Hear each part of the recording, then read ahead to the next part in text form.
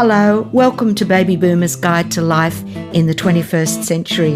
I'm Patricia Amphlett, you might know me as Little Patty, and with me, of course, as always, is... Lex Marinos. You may know me as Big Lex. Maybe not. And what a pleasure it is to have this very special person to take us to Nostalgia Town today. He's a legendary country and folk singer-songwriter, John Williamson AM.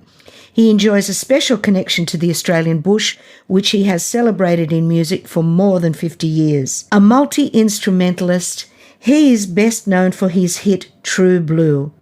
John Williamson has sold in excess of 4 million albums. In 1992, he was recognised with the Member of the Order of Australia Medal for service to Australian country music and for stimulating awareness of conservation issues. He is an ARIA Hall of Famer. He's won, 26 Golden Guitar trophies and 3 ARIA Music Awards. A big welcome to you, John. Hi, Patricia. How are you? Long time no see. Long time no see, and I think COVID might have had a lot to do with all of us being solitary for what seems to have been an eternity. So I know that neither of us has done much work in the last couple of years. So what have you got going on in your life at present? Oh, well, back to normal now, Patricia. I didn't miss out on that much, I felt. You're lucky. I was thinking of winding back anyway. So it gave me a chance to see what it was like with less work. So I quite enjoyed it. I've got a farm up above the Gold Coast, so I developed a lot of things there. But my last show recently was in my shed. We do a long weekend in my shed.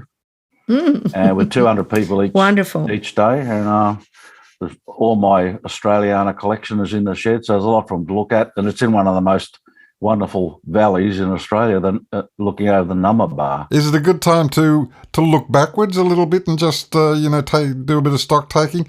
Where did it all start for you? Where did you grow up? What were your early influences? When did you think that's what I want to do? Well, it was always my main hobby, I think. My dad played banjo. For a start, I lived in Quambatook, which is a little town below, about 36 miles at the time. I don't know how many k's it is. Below the Murray River, below Swan Hill, Quambatook. And my mum and dad were always involved in the musical things in town, which wasn't any big time, but still, Dad played banjo. They both had their voices trained, so they had beautiful voices. And music was really, it was where our life was around music, other than being wheat farmers, but that was how we had a good time, was playing music. And I learned, my dad taught me to play the ukulele when I was very young. I taught myself to play harmonica probably about the age of 6. Like, the music was actually, American musicals mainly, I think, that Mum and Dad got involved in. My dad even end up singing a local production of Pirates of Penzance in Swan Hill. He was a very nice, very nice tenor. But it wasn't until I went to boarding school in Melbourne that I got into the folk scene, and I picked up a guitar when I was about 12 before that, and it was folk music that really got to me. I was never into rock and roll, being a Mallee boy. So what about your favourite movies and films? Were you a typical teenager in boarding school? Did you like the usual movies or...? Well, when it comes to music, it was Oklahoma and South Pacific and all those sort of things when I was younger. Movies, I don't know, how do you pick your favourite movies? I remember seeing Psycho when I was at school. It affected me badly. Me too. Old Man Emu could have had a totally different ending. That's right. Yes, Take a shower.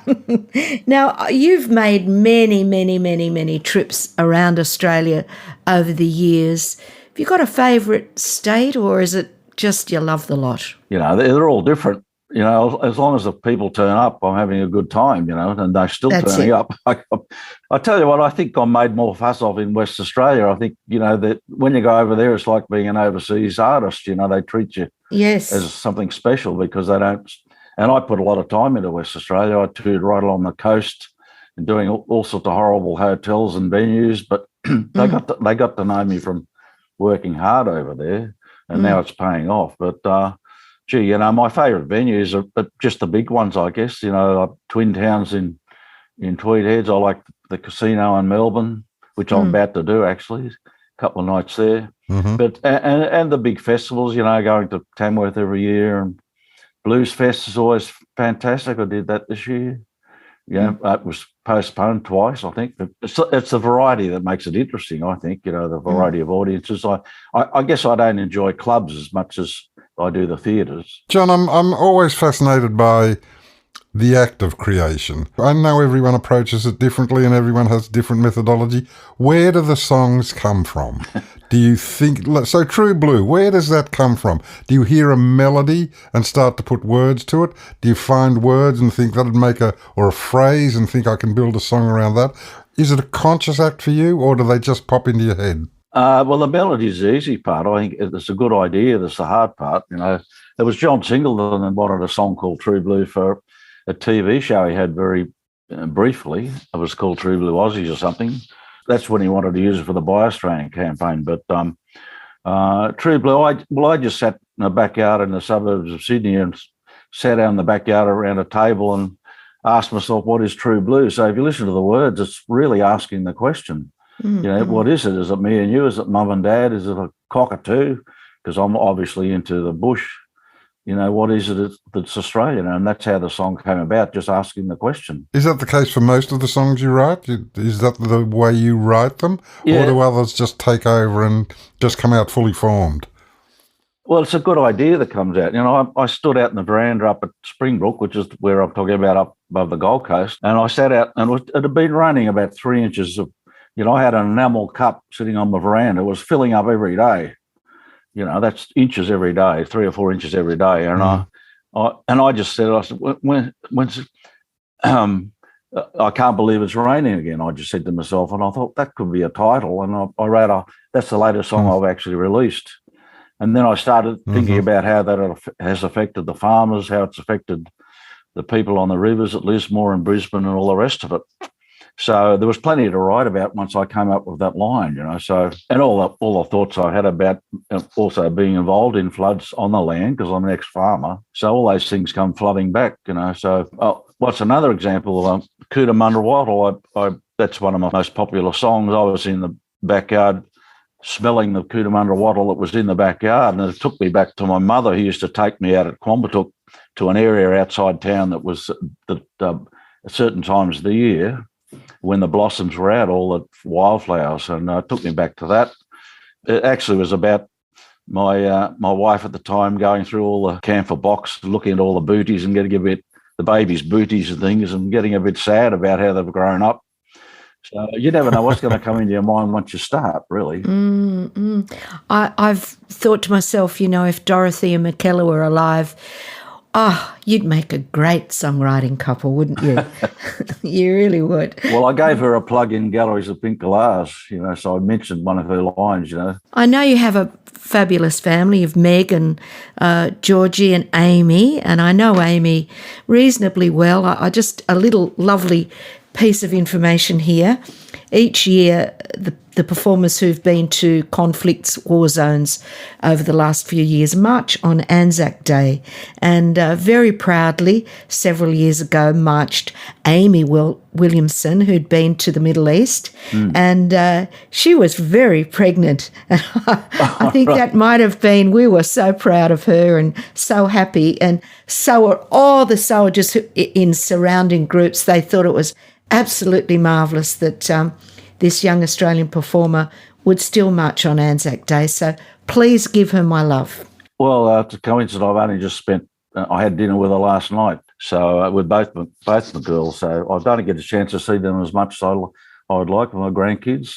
Yeah. But Amy's gone through a tough time in this business, because once it's still early days for her in a lot of ways. And once she's established, like you and me, it's not so hard to get the work, I guess. But a bit tough when you're not up the top yet, Yeah, tough times for many people at the moment, with venues closing down during COVID and not reopening. But we just hope that we're all around, or in particular the younger performers, that they'll be around in time to get all that great work that we've had over the years. Yes, I think we've been through a lucky period, with the club scene getting stronger. I mean, I I shouldn't knock the clubs because that's where I built my career. Really, that's where all the work was, And now the theatres have popped up all along the coast, especially, and so many towns have got good theatres now. You don't need the clubs, but really.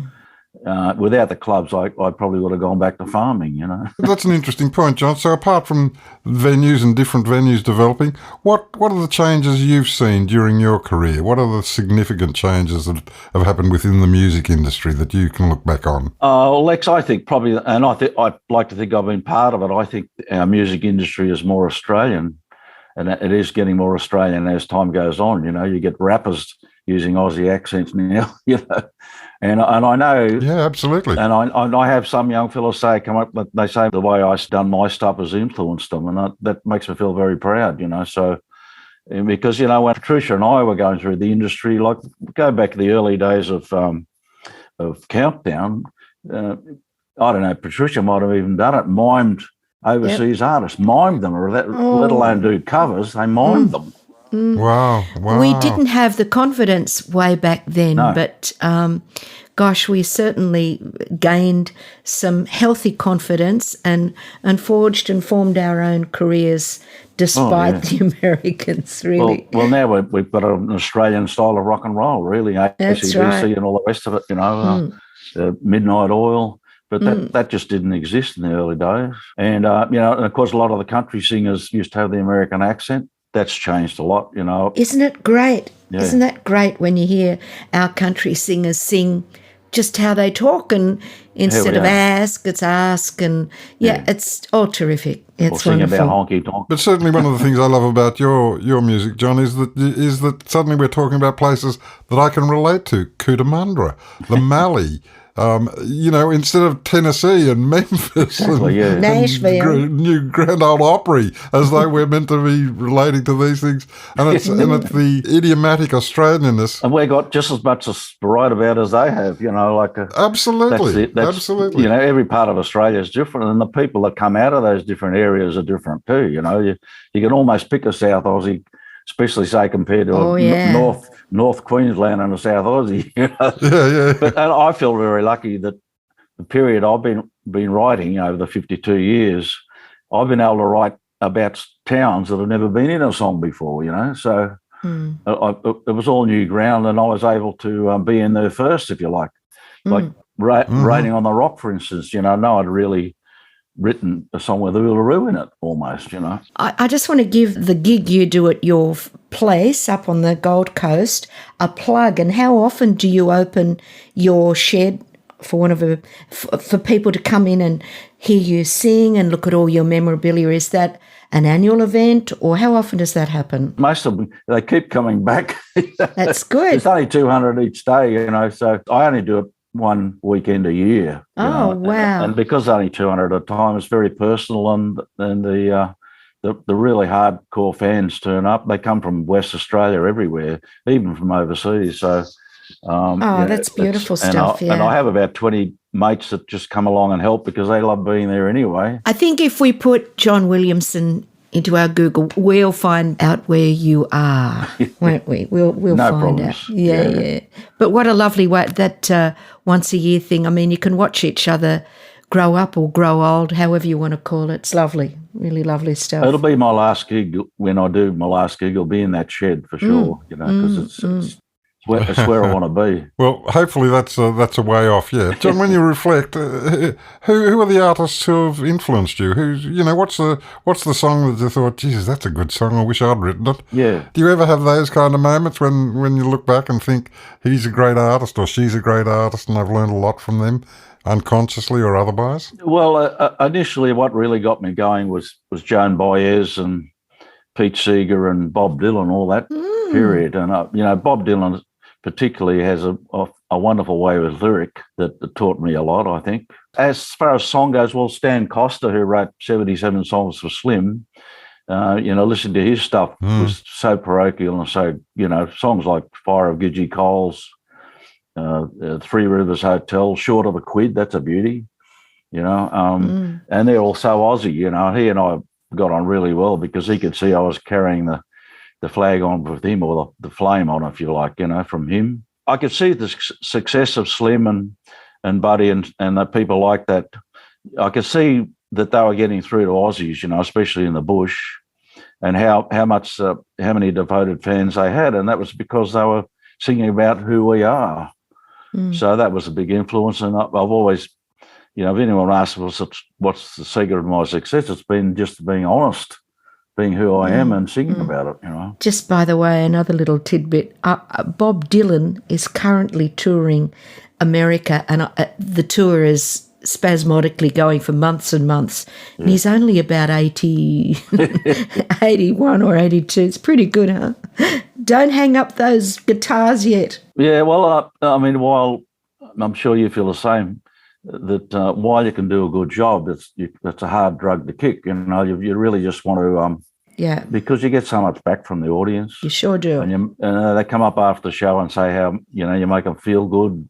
I get young blokes to reckon I've helped them get through their hard times and all this sort of stuff. Well, you can't stop doing it while it's working. But if I start forgetting all the lyrics and I get too much arthritis in the fingers, I'll have to give it away. But it's a matter of slowing down a bit maybe, but I can't actually see myself retiring completely, even if I end up in some little gig down the road, We have the great privilege of it's not being work. We're actually lucky enough to do something we love doing. Yep. When you think of half the world hasn't got any employment whatsoever, and a lot of the ones that are employed are in jobs they hate doing. How lucky are we? Exactly. Yeah, it's like working all week because you're waiting for the weekend. That's not the way to live. That means like 5/7 of your life, you're not really enjoying it, We are a bit too lucky. As long as audiences want to hear us and see us, and as long as our work is enjoyable and still a challenge, I think that's important, that each performance is still a challenge, well, to me anyway. As long as we don't have to have an injection to do the show. I just saw the Elvis movie, and it was quite sad. John, on a broader level, how do you maintain good social connections? Is that important to you outside of work? I live to get with my mates, as I'm contacting them all every day, sharing jokes, and I might send a mate a song before anyone else hears it, I mean, John Laws is a good example. He'll get the song first every time because we've been good mates for so long. He plays it without even listening, He got a bit of a shock when I sent him Vasectomy song a fair while ago, but having friends, I'm sure most people agree that you got to share your life with other people. That's what keeps you going, and sharing laughs, and even when you're feeling a bit off, you got to have someone to share it with, other than your partner. I think. Wow, well said. Is there a song that you'd like us to say goodbye to you with? We mentioned I've only just released one. I don't know if you've got it. It's called "It's Raining Again." I think that's very appropriate. It's very up to date. It's very up to date and dedicated to the people at Lismore. And I gave my fee at Blues Fest to them. I said, you can have it.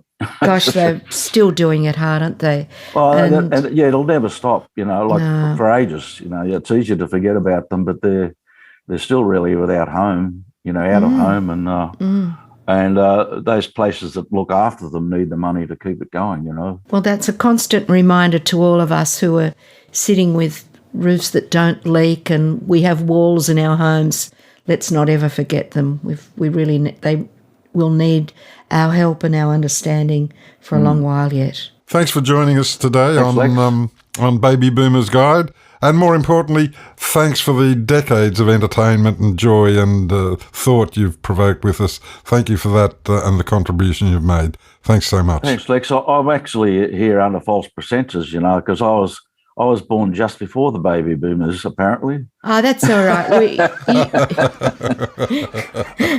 Doesn't the baby boomers start at the November the 11th, 1945? Because that's when the war ended. Well, I was born on the 1st of November, 1945. You're in. Don't worry. I'm 10 days a cheat here. So. Yeah, good on you. Thank you, John. Lovely to see you. Thanks, John. See you later. All the best, John. Nice to talk to you. See you, Trish. See ya. Bye.